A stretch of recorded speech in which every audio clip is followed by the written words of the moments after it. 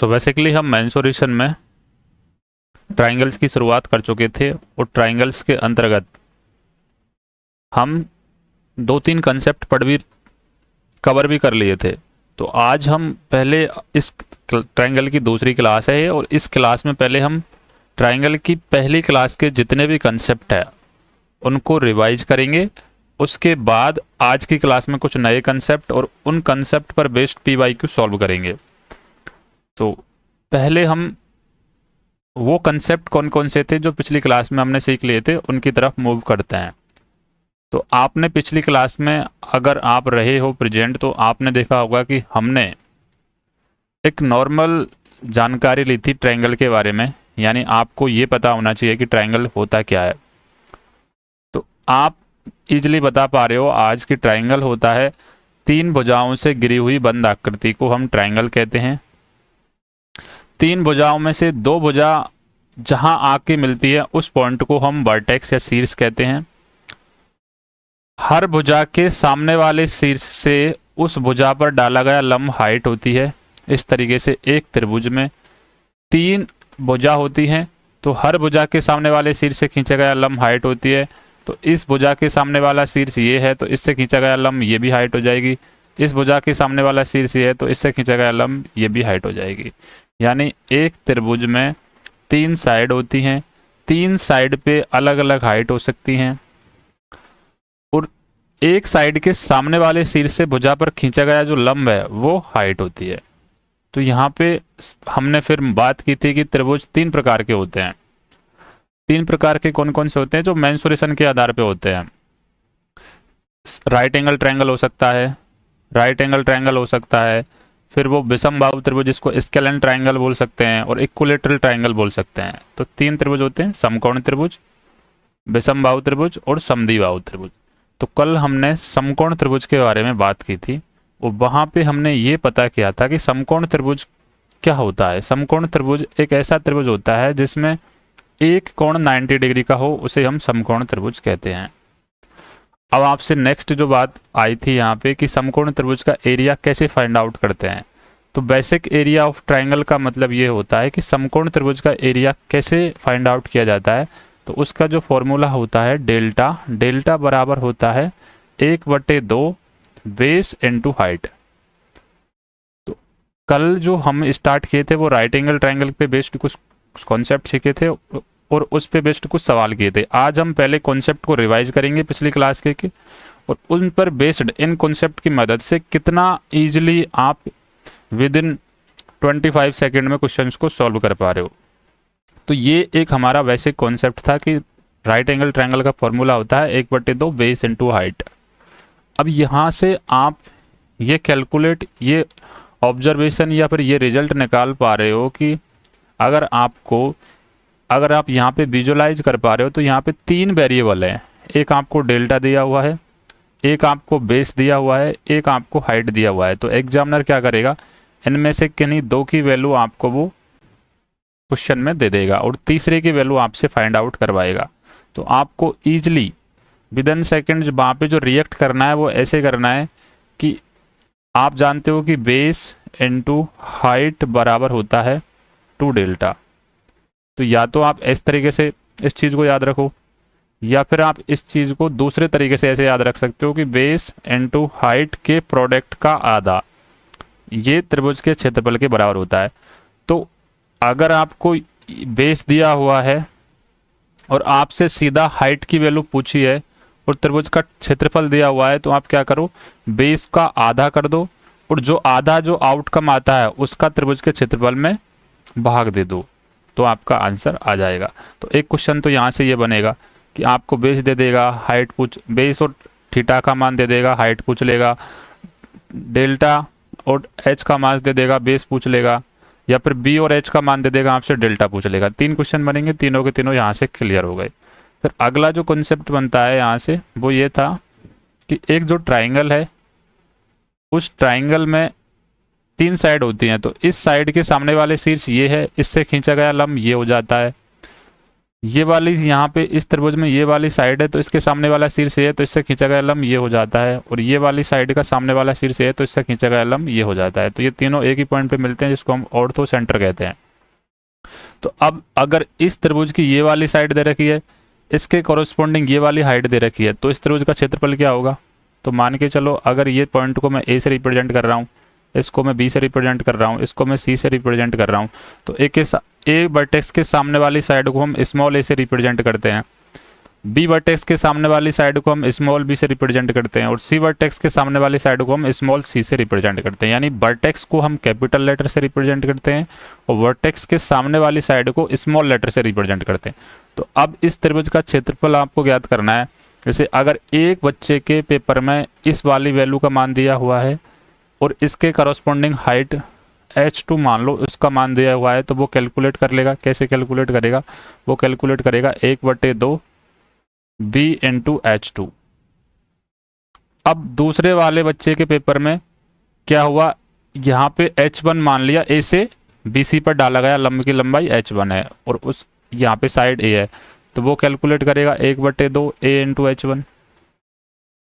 और तीसरे वाले बच्चे के पेपर में यही सेम त्रिभुज है और इसकी हाइट दी है c और हाइट दी है h3 और जो साइड दी है वो है c, तो वो कैलकुलेट करेगा 1/2 c इंटू h3। तो क्या आप यहाँ से विजुअलाइज कर पा रहे हो कि ये सारे के सारे किसके, डेल्टा के त्रिभुज के क्षेत्रफल ही तो है। अगर आपको बी वाली साइड और उसके संगत हाइट h2 दे रखी है तो त्रिभुज का क्षेत्रफल ऐसे निकलेगा। ए साइड दे रखी है, उसके करस्पॉन्डिंग हाइट h1 दे रखी है, तो भी त्रिभुज का क्षेत्रफल का सेम फॉर्मूला लगेगा। तो यहाँ से आप एक रिजल्ट निकाल पा रहे हो, और वो रिजल्ट क्या है कि जो त्रिभुज की एक ही त्रिभुज की, अगर यहाँ से ये है रिजल्ट है कि एक ही त्रिभुज की यदि एक साइड और उसके करस्पॉन्डिंग हाइट दे रखी है h1 और दूसरी साइड b और उसके करस्पॉन्डिंग हाइट दे रखी है h2, तो क्या इन दोनों का प्रोडक्ट है वो बराबर होगा a इंटू h1 बराबर b इंटू h2? तो आप बोलोगे बिल्कुल इन दोनों का प्रोडक्ट है वो बराबर होगा। और इस पे क्या क्वेश्चन पूछ सकता है एसएससी, और क्या क्वेश्चन पूछे भी हैं। इस पे क्वेश्चन ये पूछे हैं एसएससी ने कि एक त्रिभुज का एक भुजा देगा, उसके संगत हाइट देगा h1, आपसे को दूसरी भुजा देगा b और उसके संगत हाइट पूछेगा वो h2 का मान क्या है। तो इस पे एक क्वेश्चन तो ये बनता है। और क्या क्या क्वेश्चन बन सकते हैं इस पे? आपने यहाँ पे सीखा था कि बेस इंटू हाइट का जो प्रोडक्ट है वो 2 डेल्टा के बराबर होता है। जब आपने ये वाली चीज़ यहाँ पे लर्न कर ली कि बेस और हाइट का प्रोडक्ट है वो 2 डेल्टा के बराबर होता है, तो क्या आप यहाँ से ये बता पा रहे हो कि हाइट का जो रेशो होता है बेस के साथ वो अपोजिट होता है, रेसिप्रोकल होता है। तो क्या यहाँ से बेस अगर ज़्यादा है तो क्या हाइट कम होगी? बिल्कुल। क्या अगर बेस यहाँ पे कम है तो क्या हाइट ज़्यादा होगी? तो ये कॉन्सेप्ट भी एक बढ़िया कॉन्सेप्ट था। इसका मतलब क्या है, वो पूछेगा आपसे कि एक त्रिभुज है उसकी 3 साइड दे देगा, उसका पेरीमीटर या फिर एरिया दे देगा, फिर पूछेगा वो कि सबसे छोटे शीर्ष लंब की लंबाई ज्ञात करो। तो सबसे छोटा शीर्ष लंब होगा सबसे बड़ी भुजा पर। फिर वो ऐसे भी पूछ सकता है कि सबसे बड़े शीर्ष लंब की लंबाई ज्ञात करो, तो मतलब सबसे बड़ा शीर्ष लंब होगा सबसे छोटी भुजा पर। तो ये कॉन्सेप्ट आपको पता होना चाहिए। इसी कॉन्सेप्ट से एक और कॉन्सेप्ट निकल के आता है। वो कॉन्सेप्ट क्या है कि अगर आपको किसी त्रिभुज की हाइट का रेशो दे रखा है, हाइट का रेशो h1, h2, h3 दे रखा है, तो उस त्रिभुज की जो साइड का रेशो क्या होगा, वो होगा 1/a, 1/b और 1/c। इसी कॉन्सेप्ट से निकल के आ रहे हैं। अगर ये अपोजिट देगा कि भाई अगर किसी त्रिभुज की साइड का रेशो दे रखा है a, b और c, तो उस त्रिभुज की हाइट का रेशो क्या होगा, तो 1/h1, 1/h2, 1/h3। ये भी आपको याद रखना है। इसी के साथ राइट एंगल ट्रायंगल में एक क्वेश्चन यहाँ से भी पूछ सकता है वो कि एक त्रिभुज की हाइट का रेशो इतना इतना इंटीजर्स में है, तो फिर पूछेगा वो एरिया ज्ञात करो। तो आप सबसे पहले क्या करोगे, 1/ हाइट को लिखोगे 1/a, 1/b, 1/c। तो इस तरीके से फिर आपको ये फाइंड आउट करना पड़ेगा। और क्वेश्चन वो ये पूछ सकता है कि दो एक ही त्रिभुज देगा, यहाँ पे बेस का रेशो, एक ही त्रिभुज, दो त्रिभुज देगा, उनकी बेस का रेशो होगा, रेशो ऑफ बेस होगा उनका, मतलब यहाँ पे ले लेते हैं कि ratio of base, ratio of base into ratio of height बराबर रेशो ऑफ क्षेत्रफल। तो यहाँ पे रेशो ऑफ बेस और ratio of height equal to ratio of क्षेत्रफल, क्योंकि दो का तो कोई मतलब ही नहीं है, कांस्टेंट है, तो इसको तो हम, ये डायरेक्टली रेसिप्रोकल होते हैं ऐसे। तो अगर आपको किसी दो त्रिभुज के भुजाओं का अनुपात दे रखा है और दो त्रिभुज के क्षेत्रफलों का अनुपात दे रखा है और आपसे पूछ लिया कि उन त्रिभुजों की हाइटों का अनुपात ज्ञात करो, तो आप क्या करोगे, त्रिभुज के क्षेत्रफलों के अनुपात में आप भुजाओं के अनुपात का भाग दे दोगे, तो वो आपका रिक्वायर्ड है, वो आंसर आ जाएगा। ये तो था राइट एंगल ट्रायंगल से संबंधित जो चीज़ें थी कि राइट एंगल ट्रायंगल से संबंधित कौन कौन से कॉन्सेप्ट होते हैं और उन पे कौन कौन से क्वेश्चंस पूछे जा सकते हैं। उन्हीं में से एक कॉन्सेप्ट और था जिसको हम बोलते हैं ट्रिपलेट का कॉन्सेप्ट, कि राइट एंगल ट्रायंगल में अगर वैल्यू इंटीजर्स में दे रखी है और वो वैल्यू जो इंटीजर्स में दे रखी हैं अगर वो पाइथागोरस थ्योरम को सेटिस्फाई करती हो। अब पाइथागोरस थ्योरम्स क्या होती है, पाइथागोरस थ्योरम्स होती है समकोण त्रिभुज में कर्ण का स्क्वायर बराबर बेस का स्क्वायर बराबर बेस का स्क्वायर प्लस लंब का स्क्वायर। तो अगर कोई तीन इंटीजर्स वैल्यू ऐसी हैं जो पाइथागोरस थ्योरम को सेटिस्फाई करती हो तो उनको हम ट्रिपलेट कहते हैं। तो ट्रिपलेट बेस्ड क्वेश्चन भी होते हैं, तो मैंने आपको पिछली क्लास में ट्रिपलेट कुछ लिखाए हुए हैं, उनको आप याद कर लेंगे। उसके बाद यहाँ पे अब यहाँ से क्या क्या आपका क्लियर हो गया, basic area of triangle, right angle triangle का एरिया क्लियर हो गया। उसमें आपने पढ़ा कि राइट एंगल ट्रायंगल का क्षेत्रफल है वो 1/2 बेस इंटू हाइट होता है। तो इस पर 3 क्वेश्चन पूछ लेगा, वो आपको बेस दे देगा, डेल्टा का मान दे देगा, हाइट पूछ लेगा, आपको हाइट और बेस दे देगा, डेल्टा का मान पूछ लेगा। तो इनमें से 2 वैल्यू देके 1 वैल्यू पूछ लेगा। 3 क्वेश्चन तो यहाँ से बन गए। एक क्वेश्चन वो यहाँ से पूछ लेगा कि सबसे छोटा शीर्ष लंब बताओ, तो सबसे छोटा शीर्ष लंब होगा सबसे बड़ी भुजा पे, सबसे बड़ा शीर्ष लंब बताओ तो सबसे छोटी भुजा पे। 2 क्वेश्चन यहाँ से पूछ लेगा वो। एक क्वेश्चन वो यहाँ से, 2 क्वेश्चन अगर यहाँ से पूछ लेगा वो कि एक त्रिभुज की साइड का रेशो दे रखा है तो हाइट का रेशो ज्ञात करो, एक त्रिभुज की हाइट का रेशो दे रखा है तो साइड का रेशो ज्ञात करो। तो 2 क्वेश्चन यहाँ से बन गए। राइट एंगल ट्रायंगल के अंदर की बात कर रहे हैं हम। एक क्वेश्चन यहाँ से बन सकता है कि एक त्रिभुज की एक भुजा के संगत हाइट h1 है, उसी त्रिभुज की दूसरी भुजा के संगत हाइट b है, तो h2 का मान ज्ञात करो। तो एक क्वेश्चन यहाँ से बन गया। एक क्वेश्चन यहाँ से बन रहा है कि दो त्रिभुज है जिनमें भुजाओं का रेशो दे रखा है x अनुपात y, उनकी एरिया का अनुपात दे रखा है a अनुपात b, तो उनकी हाइट का अनुपात ज्ञात करो, यानी कि h1 और h2 का अनुपात ज्ञात करो। तो ये आपको क्या होगा, a/b में आप उनको x/y का भाग देना पड़ेगा। ये अपन ने कल सीखा था कि इनको सॉल्व करते हैं ay और bx के थ्रू। तो ये भी क्लियर हो गया। तो आपके कितने क्वेश्चन बन गए, 3 क्वेश्चन यहाँ से, 2 क्वेश्चन यहाँ से, 5 क्वेश्चन, 1 क्वेश्चन यहाँ से 6 क्वेश्चन, 2 क्वेश्चन यहाँ से 7 क्वेश्चन, 1 क्वेश्चन यहाँ से 8 क्वेश्चन। तो लगभग आपने कल 10 क्वेश्चन सॉल्व किए थे, वो 10 के 10 क्वेश्चन इन्हीं फॉर्मूला पे बेस्ड थे। एक आध क्वेश्चन था वो ट्रिपलेट पे बेस्ड था। तो आपने राइट एंगल ट्रायंगल की कॉन्सेप्ट ये थे, इनसे कौन कौन से क्वेश्चन बन सकते हैं वो सारे क्वेश्चन आपने सीख लिए हैं। हाइट और बेस यहाँ तो। अब नेक्स्ट जो क्वेश्चन था, नेक्स्ट जो फॉर्मूला था वो हीरोन्स फॉर्मूला था। पाइथागोरस थ्योरम आपने सीख ली, मतलब 4 पॉइंट आपने कल की क्लास में सीख लिए थे। एक मैं इसको रिपीट कर देता हूँ, हीरोन्स फॉर्मूला क्या होता है। तो राइट एंगल ट्रायंगल आपका क्लियर हो गया, समकोण त्रिभुज। अब उसके बाद अगली जो चीज़ आती है वो आती है कि विषमबाहु त्रिभुज क्या होता है। तो अगर आपको विषमबाहु त्रिभुज को समझना है, हीरोन्स फॉर्मूला जो कि बेस्ड है विषमबाहु त्रिभुज। तो विषमबाहु त्रिभुज क्या होता है, एक ऐसा त्रिभुज होता है जिसकी तीनों भुजा अलग अलग होती हैं। अब सवाल यह आएगा कि सर हमको कैसे पता चलेगा कि एग्जाम में कि जो क्वेश्चन आया है वो समबाहु का है, विषमबाहु का है कि समद्विबाहु क्या है। हमको क्या सपने थोड़ी ना आएंगे एग्जाम में कि हाँ भाई मेरे को सपने आ रहे हैं ये क्वेश्चन समद्विबाहु का है, विषमबाहु का है या फिर राइट एंगल ट्रायंगल का है। तो मेरे भाई अगर एग्जाम में सपने लेने हैं ना तो आपको ये ट्रिपलेट याद करना पड़ेगा। आपको ये पता होना चाहिए कि विषमबाहु त्रिभुज का मतलब ही ये होता है कि उसकी तीनों भुजाओं की जो साइड्स हैं, साइड्स की जो माप है वो अलग अलग होंगी। तो अगर तीनों साइड्स की माप अलग अलग हैं और वो ट्रिपलेट को भी सेटिस्फाई नहीं कर रही है, तो आपको सपना आ गया कि ये जो त्रिभुज है वो विषमबाहु त्रिभुज है, और ये जो इसका जो एरिया निकलेगा वो हीरोन्स फॉर्मूला से ही निकलेगा। समद्विबाहु के सपने कैसे आएंगे? समद्विबाहु का मतलब होता है जिसकी दो भुजा बराबर हो, तो यानी कि दो भुजाओं की माप आपको बराबर दे रखी होगी। और समकोण त्रिभुज के सपने कैसे आएंगे? समकोण त्रिभुज के सपने ऐसे आएंगे कि वो आपको ऐसी वैल्यू देगा जो ट्रिपलेट को सेटिस्फाई करती हो। तो आपको सपने आ गए, आप बता पा रहे हो कि ये जो क्वेश्चन है वो समद्विबाहु का है, विषमबाहु का है या समकोण त्रिभुज का है। तो जब आपने सपने ले लिए तो फिर आपको फिर क्वेश्चन को सॉल्व करने के लिए जगना पड़ेगा सपने से। तो सपने से जग के आपको जब हीरोन्स फॉर्मूला कल हमने सब बताया था, तो डेल्टा को क्षेत्रफल से रिप्रेजेंट करते हैं और इसका जो फॉर्मूला होता है हीरोन्स फॉर्मूला एस माइनस ए, एस माइनस वी और एस माइनस सी होता है।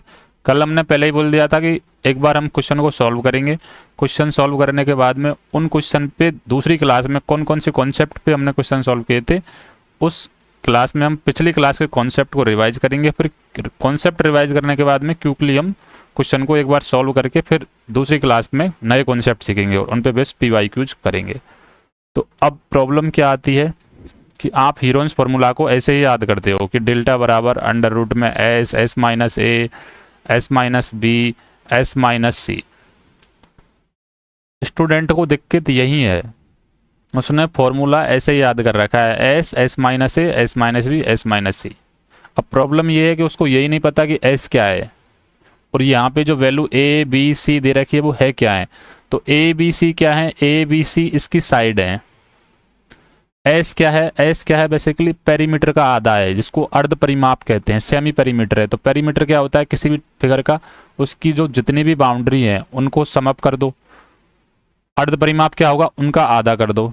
तो एस की वैल्यू क्या हुई? ए प्लस बी प्लस सी। ए प्लस बी प्लस सी क्या है? साइड है। साइड का आधा अर्ध परिमाप होता है, ये होता है अर्ध परिमाप। तो यहाँ पे जो एस दे रखा है वो अर्ध परिमाप है। तो क्या यहाँ से आप क्या आप यहाँ से ये विजुअलाइज कर पा रहे हो कि 2s बराबर होता है a प्लस बी प्लस सी? इसका मतलब क्या? ये बहुत इम्पोर्टेंट है। आपको लग रहा होगा बहुत इजी चीज़ है, लेकिन बहुत ज़्यादा इम्पोर्टेंट यही है। जितना इजी उतना ही हार्ड होता है, क्योंकि इजी को हम लाइटली लेते हैं और उसी चक्कर में हम फंस जाते हैं। तो इस बात का मतलब है ये है मेरा पेरीमीटर और ये है मेरा अर्ध परिमाप का डबल। तो पेरीमीटर क्या होता है? अर्ध परिमाप का डबल होता है। तो आपको ऐसे याद करना है, शब्दों में आपको किसी भी चीज़ को याद करना है, ना कि उनको वेरिएबल्स में से 2s बराबर ए प्लस बी प्लस सी ऐसे याद नहीं करना। ए प्लस बी प्लस सी परिमाप है, 2s अर्ध परिमाप है। तो अर्ध परिमाप का डबल होता है, वो होता है परिमाप। अब देखो इसी चीज़ से क्या बनेगा। अब आपने ये वाला फॉर्मूला याद कर लिया, यहाँ पे आपको पता चल गया एस मेरा क्या है? अर्ध परिमाप है। ए बी सी मेरी क्या है? साइड है। तो क्या आप यहाँ पे इसी फॉर्मूला पे बेस्ड वो क्वेश्चन, एक क्वेश्चन तो क्या पूछ सकता है आपको, वो ए की वैल्यू दे देगा, बी की वैल्यू दे देगा, सी की वैल्यू दे देगा। आपसे पूछ लेगा कि त्रिभुज का क्षेत्रफल ज्ञात करो, तो आप इजीली ए प्लस बी प्लस सी करोगे, बटे 2 करोगे, एस का मान निकालोगे, इस फॉर्मूला में पुटअप कर दोगे, फाइंड आउट कर लोगे। एक क्वेश्चन वो क्या पूछ सकता है इस बार उसने क्या किया? ए बी की वैल्यू नहीं दी, उसने वैल्यू दी एस माइनस ए, इसकी वैल्यू दे दी, एस माइनस बी इसकी वैल्यू दे दी, एस माइनस सी इसकी वैल्यू दे दी। तो ये है क्या? अगर आपको यही पता ही नहीं चल रहा एस माइनस ए क्या है, एस माइनस बी क्या है, एस माइनस सी क्या है, तो आप क्वेश्चन को क्या ही बनाओगे? आप खुद सोचो, आप बना पाओगे क्या क्वेश्चन को? अगर आपको ये नहीं पता एस माइनस ए, S minus B, S minus C क्या है, आपने फॉर्मूले को याद ऐसे किया है under root S, S minus ए, S minus B, S minus C, आपको पता है ही नहीं है एस माइनस ए है क्या है। तो एस माइनस ए है क्या है ये पता कैसे करोगे आप? तो एस माइनस ए है त्रिभुज के अर्ध परिमाप और भुजा के बीच का अंतर। ये क्या है? अर्ध परिमाप। ये क्या है? भुजा। अर्ध परिमाप और भुजा के बीच का अंतर है। ये भी अर्ध परिमाप और भुजा के बीच का अंतर है। सेम ये भी अर्ध परिमाप और भुजा के बीच का अंतर है। अगर ये आपको ये वाली वैल्यू एग्जाम में इंटीजर्स में दे दी, यानी एस माइनस ए की वैल्यू इंटीजर्स में दे दी, एस माइनस बी की वैल्यू भी इंटीजर्स में दे दी, एस माइनस सी की वैल्यू भी इंटीजर्स में दे दी, और आपसे पूछ लिया कि अब एरिया ज्ञात करो, तो बहुत सारे स्टूडेंट का दिमाग है ना वो यहाँ पे काम करना बंद कर देगा। क्योंकि क्यों बंद कर देगा? क्योंकि उन्होंने मेहनत तो की है, फॉर्मूला तो उनको याद है, S S minus A S minus B S minus C, पर दिक्कत क्या है, फॉर्मूला को उन्होंने कभी विजुलाइज ही नहीं किया कि इसमें ए बी सी क्या है, एस माइनस ए क्या है। कल के जाए अगर वो एक लाइन ये भी चेंज कर देना कि एक त्रिभुज की अर्ध परिमाप और भुजाओं के बीच के अंतर का प्रोडक्ट, अंतर का गुणनफल एक इंटीजर्स में दे दे, यानी इनके जो अंतर आएगा, जो भी इसकी जो वैल्यू आएगी, इसकी जो वैल्यू आएगी, इसकी जो वैल्यू आएगी, इन तीनों का जो गुणा करने पे जो भी मान आएगा उसका प्रोडक्ट दे दिए, और फिर आपसे पूछ ले कि उसका एरिया ज्ञात करो और आपको ये उसका पेरीमीटर दे दे, तो बहुत सारे लोग तो कर ही नहीं पाएंगे। पेरीमीटर दे देंगे तो वहां से हम अर्ध परिमाप फाइंड आउट कर लेंगे, इनका प्रोडक्ट हमको दे ही रखा है, तो सीधा हम क्वेश्चन में इस फॉर्मूले में पुटअप कर देंगे, आंसर हो जाएगा। मतलब मैं क्या कहना चाह रहा हूँ कि कल के जाए इसी फॉर्मूले से वो क्वेश्चन दूसरा भी तो बना सकता है ना। वो क्वेश्चन ऐसे भी बना सकता है कि एक त्रिभुज के अर्ध परिमाप और भुजाओं के बीच के अंतर का गुणनफल एक वैल्यू दे दे, एक इंटीजर्स में दे दे। मतलब उसने क्या किया है इस क्वेश्चन में, इतनी सारी वैल्यू को उसने शब्दों में लिख के एक ही मान दे दिया ये। तो अभी और उसको एक और जो डाटा दे रखा है क्वेश्चन में, वो कह दे रखा है कि त्रिभुज का परिमाप इतना है, तो परिमाप इतना है तो उसका आधा अर्ध परिमाप हो जाएगा, तो ये वाली वैल्यू हमको पता वहां से चल जाएगी, तो हम डायरेक्टली इसमें दो वैल्यूओं का फिर क्या कर देंगे, सॉल्व कर लेंगे। तो अगर क्वेश्चन में अब तक जो क्वेश्चन पूछा है एसएससी ने, वो यहाँ यही पूछा है कि उसने अर्ध परिमाप और भुजाओं के बीच का अंतर दे रखा है, ये इंटीजर्स में दे रखा है, और फिर उसने पूछा है कि आप बताओ अब कि भाई त्रिभुज जो विषमबाहु त्रिभुज है उसका क्षेत्रफल क्या होगा। तो आपका दिमाग यहाँ पे काम करना बंद कर देगा, लेकिन काम अगर दिमाग खुले तभी तो हम कॉन्सेप्ट सीख रहे हैं। तो यहाँ से आप क्या करोगे, क्या आप यहाँ से आपको पता चल गया कि उसने एस माइनस ए की वैल्यू दे रखी है, उसने एस माइनस बी की वैल्यू भी दे रखी है, और उसने एस माइनस सी की वैल्यू भी दे रखी है। पिछली क्लास में हमने ये क्वेश्चन किए हैं, एक बार फिर से आज भी कर लेंगे, तो कोई दिक्कत वाली बात नहीं है। तो क्या आप जब इनको तीनों को सम करोगे तो क्या एस एस एस मिलके 3s नहीं बन जाएंगे, और ये यहाँ से माइनस में जब कॉमन ले रहा हूँ तो क्या ये ए प्लस बी प्लस सी नहीं बन जाएगा। तो जब a प्लस बी प्लस सी का मान क्या है, 2s नहीं है क्या, यहाँ से देखो a प्लस बी प्लस सी का मान 2s है, तो 3s में से जब 2s जाएंगे तो क्या बनेगा, s बनेगा। s क्या होता है, अर्ध परिमाप होता है। मतलब क्या रिजल्ट निकल के आया यहाँ से रिजल्ट निकल के आएगा कि त्रिभुज के अर्ध परिमाप और भुजा के बीच के अंतर ये वाली वैल्यू, अर्ध परिमाप और भुजाओं के बीच का अंतर ये वाली वैल्यू, अर्ध परिमाप और भुजाओं के बीच का अंतर ये वाली वैल्यू। यानी कि अर्ध परिमाप और भुजाओं के बीच के अंतर का योग क्या हो रहा है, ये यहाँ पे योग हो रहा है, का योग अर्ध परिमाप के बराबर होता है। यानी कल के जाए अगर क्वेश्चन में ये दे रखा हो कि एक त्रिभुज है, उसके अर्ध परिमाप और भुजाओं के बीच का अंतर इंटीजर्स में दे रखा है, तो जो इंटीजर्स में जो वैल्यू दे रखी है ना, उन तीनों को आप जोड़ दो, और जो जोड़ के जो रिजल्ट आ रहा है वो आपका अर्ध परिमाप के बराबर आ रहा है। तो इन तीनों की वैल्यू तो उसने ऑलरेडी दे ही रखी है इंटीजर्स में, तो यहाँ तो पुटअप कर दो। जोड़ के जो वैल्यू आ रही है उसका आधा, जोड़ के जो वैल्यू आ रही है वो सीधा क्या निकल के आ रहा है, अर्ध परिमाप निकल के आ रहा है, तो यहाँ पे पुटअप कर दो, फिर आप इजिली इस क्वेश्चन को सॉल्व कर लोगे। तो यही था आज की क्लास के जितने भी कॉन्सेप्ट थे, वो मेन तो यही थे। अब हम इन्हीं क्वेश्चन पे बेस्ड जो क्वेश्चन किए हैं पिछली क्लास में, उनको हम एक बार क्विकली फास्ट से कैसे करेंगे वो देख लेते हैं। तो एक बार आप इसको और विजुअलाइज कीजिए। यही थे आज की क्लास के पिछली क्लास के कॉन्सेप्ट। तो आज की क्लास में जो नए कॉन्सेप्ट हैं वो हम सीखेंगे इक्विलैटरल ट्रायंगल पे बेस्ड, जो समद्वि बाहु त्रिभुज होता है उस पे बेस्ड क्वेश्चन, उस पे बेस्ड सीखेंगे, और कुछ और प्रोपोर्शन कॉन्सेप्ट होते हैं साइड और एरिया के रेशो पे बेस्ड, उनको भी सीखेंगे। तो वो हम आज की क्लास में कॉन्सेप्ट सीखेंगे, क्वेश्चन करेंगे, उसके साथ में कॉन्सेप्ट सीखेंगे। फिर कल की जो क्लास आएगी उसमें पहले हम कॉन्सेप्ट को एक्सप्लेन करेंगे, पिछली आज की क्लास में जो होंगे जो, और उन पे बेस्ड क्वेश्चन करेंगे। तो हम कल के क्वेश्चन कर रहे हैं अभी, कल हमने बहुत डिटेल में किए थे, आज हम मतलब एग्जाम में कैसे करेंगे उस सोच के साथ कर रहे हैं। तो मतलब अगर आपको ये सॉल्यूशन समझ में भी नहीं आए तो आप पिछली क्लास को देखेंगे, पिछली क्लास जो एक क्लास हो चुकी है पहले, उसको देखने का ट्राई करिए, क्योंकि वहाँ पे हमने डिटेल में समझा रखा है। यहाँ पे हमारा पर्पस सिर्फ इतना है कि हम पिछला जो सीखा है उसको रिवाइज करें। आज जो कंसेप्ट सीखे हैं, क्या वो कंसेप्ट जेन्युइनली कल हमने सीखे थे या नहीं सीखे थे, उसका ऑथेंटिक प्रमाण है। तो यहाँ पे देखो, अगर ये क्वेश्चन एग्जाम में आ रहा है तो कैसे सोचोगे आप तो अभी मैं फास्ट करूँगा क्वेश्चन को कि एग्जाम में कैसे परफॉर्म करना है, एग्जाम में कैसे रिएक्ट करना है। तो आपको पता चल रहा है यहाँ पे कि मेरे को एक डाटा दे रखा है बेस, एक डाटा दे रखा है हाइट, और मुझे डेल्टा का मान ज्ञात करना है। मतलब इन दोनों का प्रोडक्ट कर लेता हूँ तो मेरा आंसर आ जाएगा। इन दोनों का प्रोडक्ट करके इसका आधा कर देता हूँ तो मेरा आंसर आ जाएगा। मतलब इन दोनों में से एक वैल्यू का मैं आधा कर दूंगा, यानी कि 10.7 इंटू 15.5। अगर इसका जो भी रिजल्ट आएगा वो मेरा आंसर आ जाएगा। अब इस कैलकुलेशन को कैसे सॉल्व करना है, इसको सॉल्व करना है तो मैंने इसको मान लिया 10.7 इंटू 15.5। तो यहाँ से मैं देख पा रहा हूँ कि 10 को जब मैं 15.5 से गुणा करूँगा तो ये लगभग 155 आएगा, प्लस 10 को 0.7 को जब मैं 15.5 से गुणा करूँगा तो इसको मैं ब्रेक डाउन कर रहा हूँ फिर किस में, 15 प्लस 0.5 में। तो जब मैं 0.7 को 15 से गुणा करूँगा तो 15 से 105, यानी कि 10.5 आएगा, प्लस 0.7 को जब मैं 0.5 से गुणा करूँगा तो मेरा आएगा 0.35। तो ये 155 प्लस 10 165.85 के आसपास मेरा आंसर आएगा। तो उससे कम तो आंसर होगा नहीं, ये नहीं होगा, ये भी कम है, ये भी कम है, तो ये वाला आंसर होगा। तो ईजिली ये क्वेश्चन हो गया। अगला क्वेश्चन की तरफ मूव करते हैं। ये कल हमने कर लिए थे डिटेल में, आज हम सिर्फ फास्ट कर रहे हैं। तो यहाँ पे मेरे को पता चल रहा है कि एक त्रिभुज का क्षेत्रफल डेल्टा का मान दे रखा है, एक भुजा दे रखी है 28, तो इस भुजा का मैं आधा कर दूंगा तो ये हो जाएगा 14।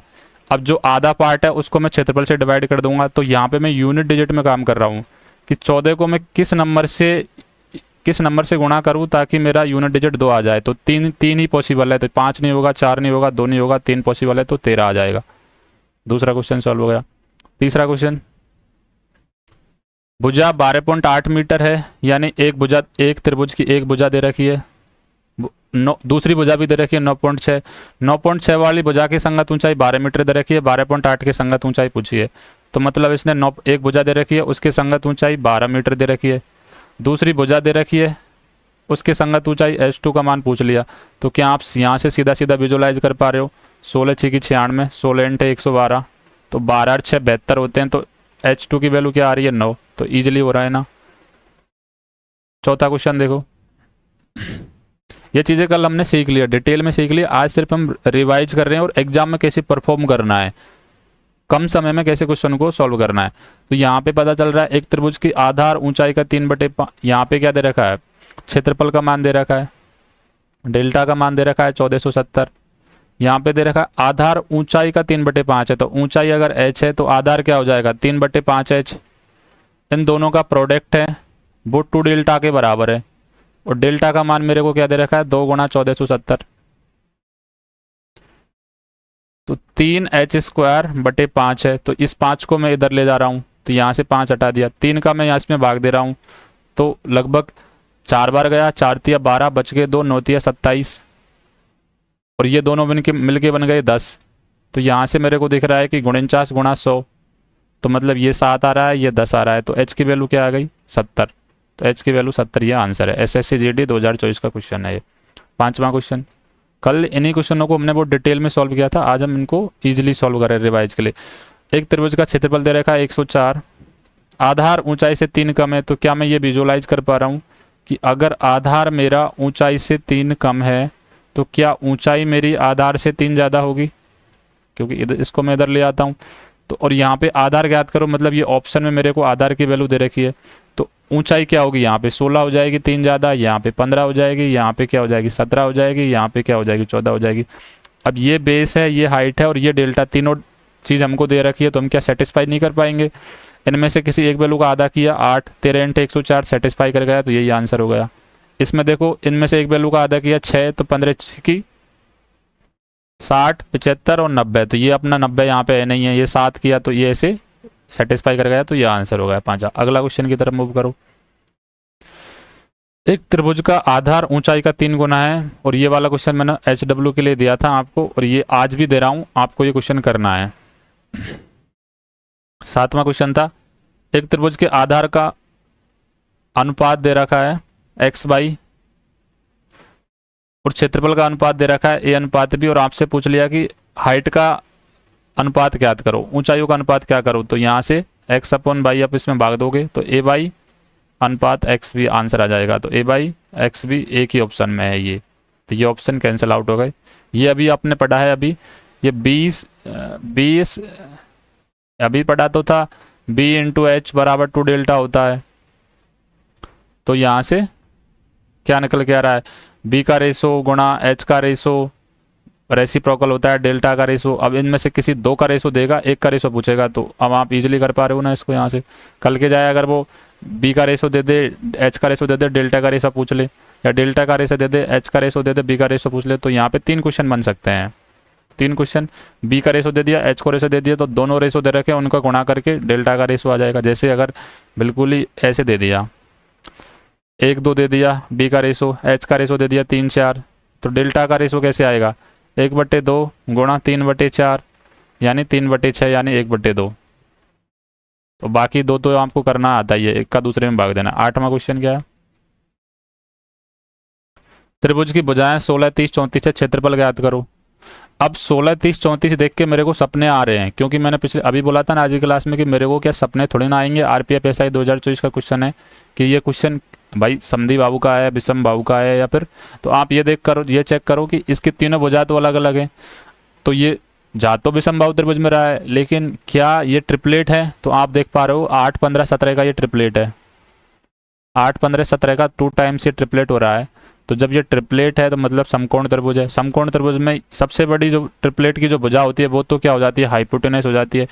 बची दोनों साइड क्या होती है, 90 डिग्री बनाने वाली होती हैं। तो समकोण त्रिभुज में ये अगर हाइपोटेनस हो रहा है तो ये बची दोनों भुजा क्या कहलाती है, बेस और हाइट कहलाती है। और बेस और हाइट के प्रोडक्ट का आधा क्या होता है, क्षेत्रफल होता है।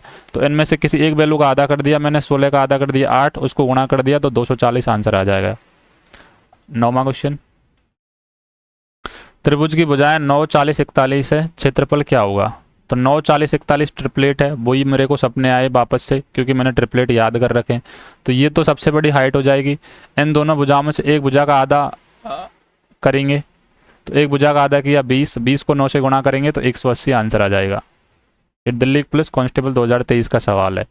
वो आखिरी क्वेश्चन था पिछली क्लास का, वो ये था कि एक समकोण त्रिभुज का कर्ण अगर 101 है, एक भुजा 20 है, तो दूसरी भुजा क्या होगी, दूसरी भुजा होगी 99, क्योंकि 20 99 101 ट्रिपलेट होता है। ये तो हाइपोटेनस हो गया, ये दोनों बेस और हाइट है, इनमें से एक भुजा का आधा करूंगा 10 और उसको बची हुई दूसरी भुजा से गुणा करूंगा तो 990 मेरे आंसर आ जाएगा। तो ये क्वेश्चन थे जो कल की क्लास में हमने बहुत डिटेल में किए थे। आज की क्लास में हमने इन्हीं क्वेश्चनों को क्या किया है, कॉन्सेप्ट को रिवाइज किया है, उन्हीं क्वेश्चनों को फास्ट सॉल्व किया है। तो अब इससे जो अगली क्लास आएगी उसमें क्या करेंगे, हम